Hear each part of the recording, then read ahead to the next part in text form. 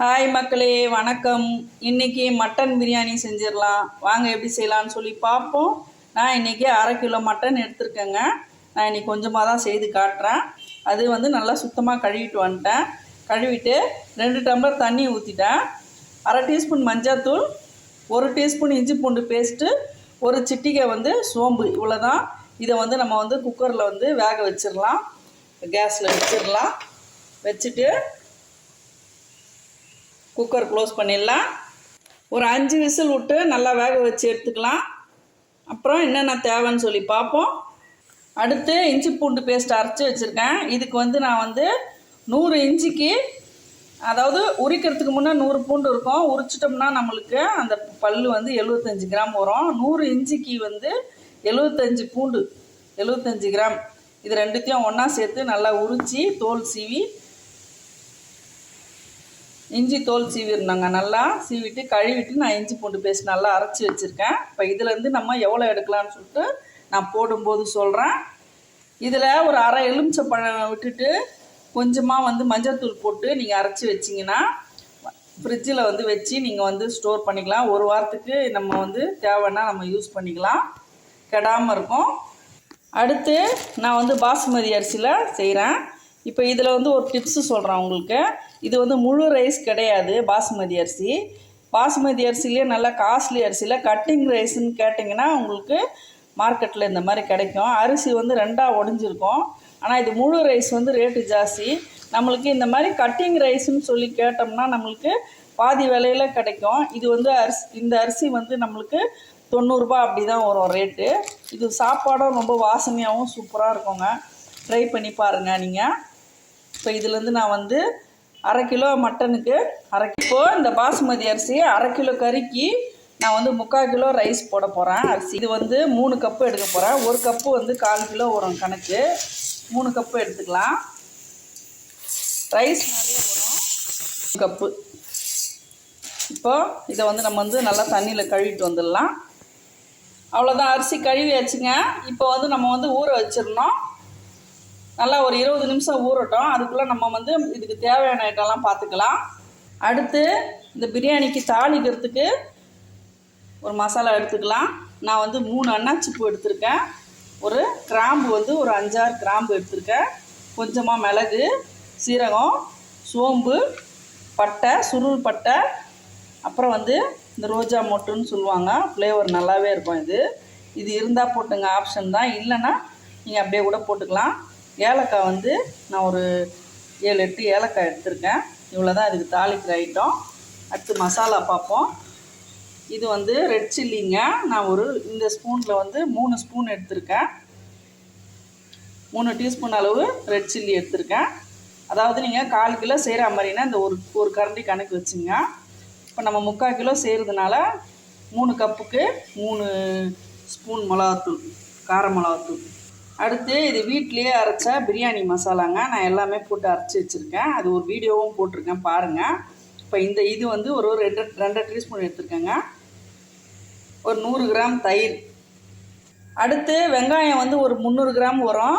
3 வெங்காயம், பெரிய சைஸ் வெங்காயம் நான் கட் பண்ணி வச்சுருக்கேன். 3 தக்காளி, பழுத்த தக்காளி அரைஞ்சிருக்கு. இது ஒரு 250 கிராம் இருக்கும். ஒரு லெமன் கட் பண்ணி வச்சுருக்கேன். மட்டன் 6 விசில் வந்துருச்சுங்க. ஆஃப் பண்ணிடலாம். அது அப்படியே இருக்கட்டும். புதினா மல்லி க்ளீன் பண்ணி தண்ணியில் ஊற போட்டிருக்கேங்க. 2 கைப்பிடி அளவு இருக்கும். புதினா மல்லி எவ்வளோ போடுறோமோ அது வாசனையாக நல்லாயிருக்கும். அடுத்து ஒரு குக்கர் வச்சிடலாங்க. நான் இன்றைக்கி உங்களுக்கு குக்கரில் தான் குழையாமல் உதிரியாக எப்படி செய்யலான்னு சொல்லிட்டு செய்து காட்டுறேன். குக்கர் நல்லா காயட்டும். பிரியாணி செய்கிறதுக்கு ஆயில் எப்படி நீங்கள் கணக்கு வைக்கிறீங்கன்னா 1/4 கிலோவுக்கு 50 கிராம் கணக்கு வச்சுக்கோங்க. நான் கிலோவுக்கு 200 எண்ணெய் ஊற்றுவேன், 50 கிராம் நெய் ஊற்றுவேங்க. நீங்கள் 1/4 கிலோ, 1/2 கிலோ, 3/4 கிலோன்னு கணக்கு வைக்கும்போது நான் இப்போ 150 கிராம், அதாவது 3/4 கிலோவுக்கு 150 கிராம் ஆயில் ஊற்றுறேன். நெய் கொஞ்சம் ஊற்றிப்பேன். முதல்ல நம்ம ஆயில் மட்டும் ஊற்றிக்கலாம். 150 கிராம் அந்த கணக்கு வச்சு நீங்கள் பிரியாணிக்கு ஆயில் ஊற்றுங்க.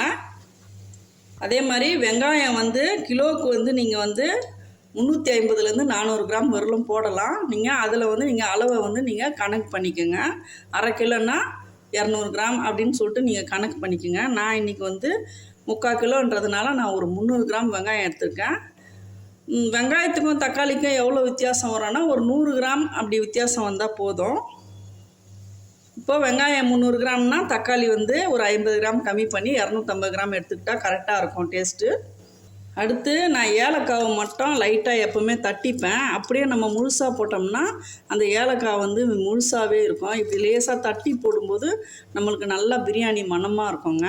மற்றது எதுவும் தட்ட தேவையில்லை. இப்போ வந்து ஆயிலில் போட்டுடலாம் எல்லாத்தையும். ரொம்ப நேரம் கருக விட்றாதீங்க, ஃப்ளேவர் மாறிடும். உடனே வந்து வெங்காயத்தை போட்டுருங்க.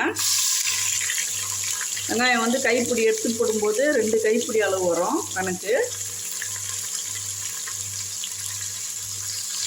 நல்லா வந்து பொன்னிறமாக வதக்கி விட்டுருங்க.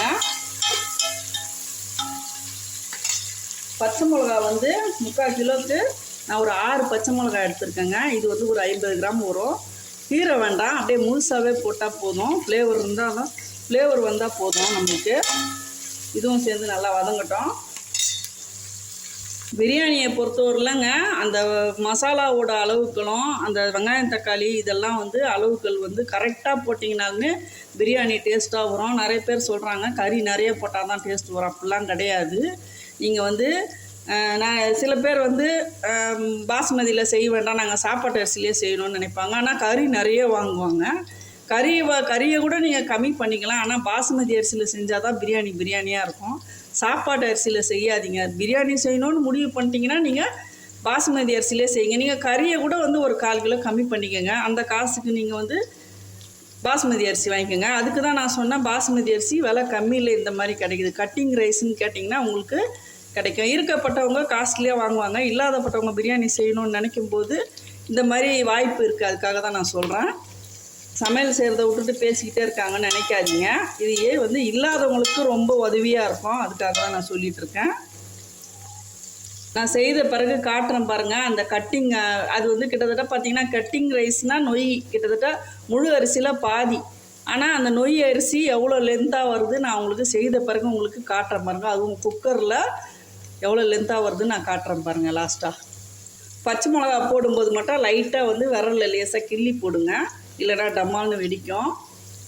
அடுத்து இஞ்சி பூண்டு பேஸ்ட்டோட அளவு சொல்கிறேன். நான் அரைக்கிறத சொன்னேன், இப்போ வந்து பேஸ்ட்டோட அளவு சொல்கிறேன். 1 கிலோ எல்லார் வீட்லேயுமே வந்து குழம்பு கரண்டி இருக்குங்க கண்டிப்பாக. இது வந்து நம்ம வந்து 1/2 கிலோவுக்கு இந்த கரண்டியில் 1 கரண்டி அளவு எடுத்துக்கணும். நான் இப்போ இதில் வந்து 3/4 கிலோன்றதுனால 1.5 கரண்டி எடுக்க போகிறேன்.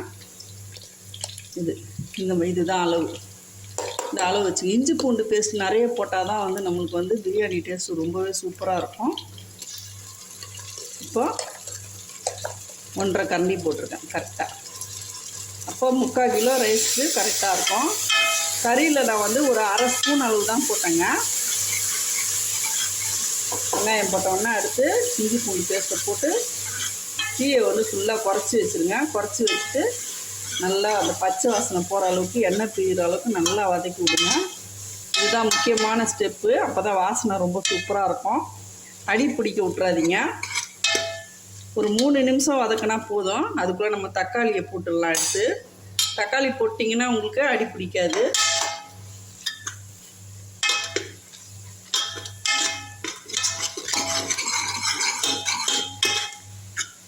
ஒரு 1 நிமிஷம் வதக்கலாம். புதினா மல்லி வந்து ஒரு பாதி வந்து பொடியாக கட் பண்ணிக்கோங்க, ஒரு பாதி அப்புறமா நம்ம மேலே போடலாம். இஞ்சி பூண்டு பேஸ்ட்லேயே போட்டுருங்க. அதையும் கரண்டி எடுத்துக்கிறேன். இது செட் ஆகலை.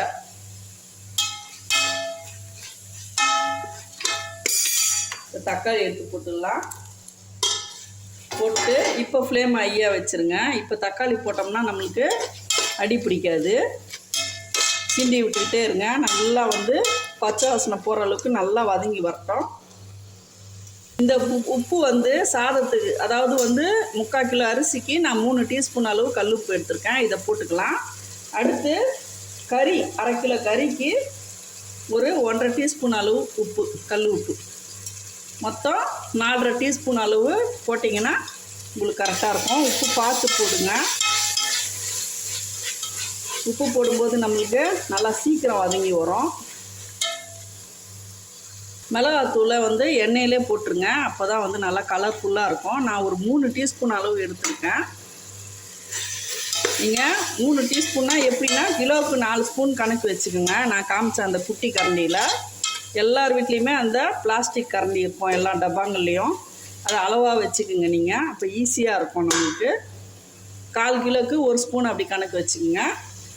இது வீட்டில் அரைச்ச மட்டன் மசாலா, அதாவது பிரியாணிக்கு போடுற மசாலாங்க. நான் மட்டன் குழம்புக்கும் யூஸ் பண்ணுவேன், பிரியாணிக்கும் யூஸ் பண்ணுவேங்க. இதில் இந்த மசாலாலாம் எல்லாமே இருக்குது. என்னெல்லாம் போட்டு அரைச்சிருக்கேன்னு சொல்லிட்டு வீடியோவில் போய் பாருங்கள். நான் வேணுன்னா நான் வந்து டிஸ்கிரிப்ஷனில் லிங்க் கொடுக்குறேன்.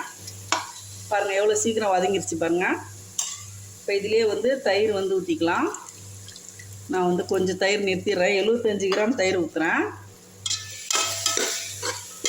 நல்லா வதக்கி விட்ருங்க. அதுக்குள்ளே வந்து கறி வந்துருச்சான்னு பார்ப்போம். கறி வந்து ஒரு 90% வந்துருக்குங்க. இப்போ பிரியாணியில் டம்மில் வைக்கும்போது அந்த 10% வந்துடும். நான் வந்து கரெக்டாக ஒரு 6 விசில் விட்டேன். உங்கள் குக்கருக்கு எப்படியோ அதுக்கேற்ற மாதிரி பார்த்துங்க. 90% வேக விடுங்க. இதில் வந்து லெமன் ஜூஸ் ஒரு பழம் எடுத்துருக்கேங்க. இதில் வந்து சாரம் அந்தளவுக்கு இல்லை. நான் ஒரு பழம் வந்து 3/4 கிலோவுக்கு எடுத்திருக்கேன். ஆக்சுவலாக வந்து 1 கிலோவுக்கு ஒரு பழம் போடுவாங்க. இது சாரம் அந்தளவுக்கு இல்லை. நான் ஒரு பழம் எடுத்துருக்கேன். நல்லா சாறு பழமாக இருந்தால் நீங்கள் வந்து ஒரு முக்கால் பழம் அளவு ஊற்றிட்டு ஒரு 1/4 பழங்கட்ட ஜூஸ் நிறுத்திடுங்க. ரொம்ப புளிப்பாயிடும். எண்ணெய் நல்லா பிரிஞ்சு வரட்டும். எண்ணெய் நல்லா பிரிஞ்சு வந்துருச்சுங்க. இப்போ நான் வந்து இந்த மட்டனை வந்து இந்த வடியில் வடிகட்டிட்டேன். காரணம் என்னன்னு பார்த்தீங்கன்னா, இப்போ நான் தனியாக செய்கிற மாதிரின்னா அப்படியே எடுத்து தண்ணியோடு ஊற்றிட்டு அளவு வைப்பேன். உங்களுக்கு தண்ணியோட அளவு தெரியணுன்றதுனால நான் கறி தனியாகவும் தண்ணி தனியாகவும் உங்களுக்கு நான் காட்டுறேன். பாருங்களேன், அரைக்கரில் கறி தான். அப்படியே லைட்டாக வதக்கி விட்டுருங்க. இப்போ இந்த தண்ணி அளவு வந்து அளந்துக்கலாம். இப்போ ஒரு 5 நிமிஷம் நல்லா வதங்கிடுச்சிங்க. இப்போ வந்து அரிசி வந்து 3 கப்புங்க. இது அந்த பிளாஸ்டிக் கப்பு வந்து இந்த கிளாஸ் அளவு தான். இதுவும் 1/4 கிலோ கரெக்டாக பிடிக்கும். நான் பிளாஸ்டிக்கில் வந்து சூடாக ஊற்றக்கூடாதுன்றதுனால நான் உங்களுக்கு சில்வர் கிளாஸ் காட்டுறேன். இப்போ பாதிக்கு பாதி, அதாவது 3க்கு 6 ஊற்றுவாங்க இல்லைங்களா, நம்ம வந்து 5.5 தான் ஊற்றணும். இப்போ இந்த தண்ணி எவ்வளோ இருக்குன்னு வந்து அளவு பார்த்துக்கலாம். கறி வேக வச்ச தண்ணி 1, நான் ஊற்றின அந்த 2 கிளாஸ் தண்ணி அப்படியே இருக்குங்க. 2 கிளாஸ் இருக்குது. மொத்தம் 5.5 கிளாஸு. 2 ஊற்றிட்டோமா, 3, 4,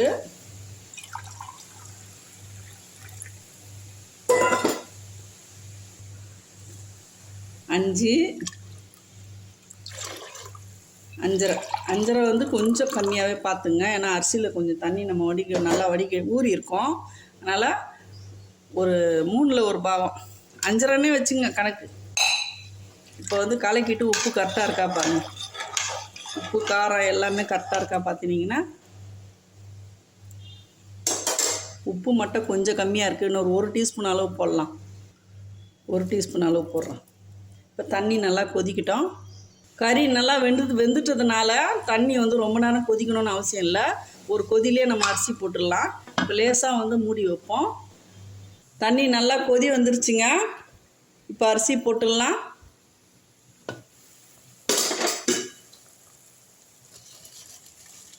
கரண்ட்டு போயிடுச்சு.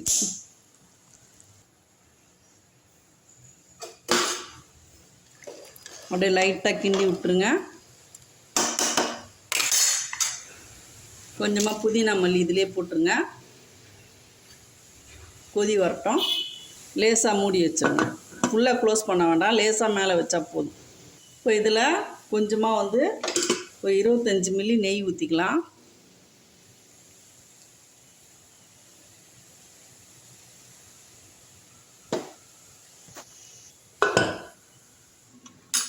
அப்படியே லைட்டாக வந்து கிண்டி விட்டுருங்க. லைட்டாக கிண்டணும். 3 முறை கிண்டணும். 1 முறை கிண்டி இருக்கு. இப்போ அப்படியே லேசாக மூடி வச்சுருவோம். இன்னும் 1 முறை கிண்டுங்க.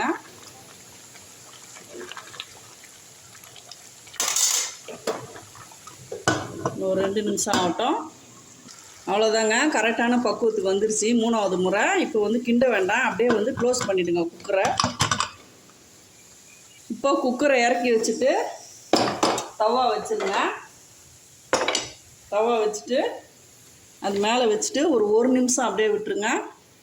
தவா சூடு ஏறுற நேரம் தான். அதுக்கப்புறம் 1 நிமிஷம் கழித்து ஃபுல்லாக வந்து ஃப்ளேமை கம்மி பண்ணிடலாம். அவ்வளோதாங்க, 1 நிமிஷம் ஆயிடுச்சு. நல்லா தவா சூடு ஏறிடுச்சு. இப்போ ஃபுல்லாக வந்து ஃப்ளேமை கம்மி பண்ணிவிட்டு இதுலேருந்து கரெக்டாக 20 நிமிஷம் விசில் வந்தாலும் வரலனாலும் கேஸ் ஆஃப் பண்ணிவிடுங்க. 20 நிமிஷம் கழித்து நம்ம ஓப்பன் பண்ணி பார்ப்போம். 20 நிமிஷம் ஆயிடுச்சுங்க, கேஸ் ஆஃப் பண்ணிடலாம். இப்போ ஃபுல்லாக ஏர் போன பிறகு நம்ம திறந்து பார்த்துடலாம். ஒரு 5 நிமிஷம் ஆகும் ஃபுல் ஏர் போகிறதுக்கு. ஏர் போயிடுச்சா பார்ப்போம். அவ்வளோதான், திறந்து பார்த்துடலாம்.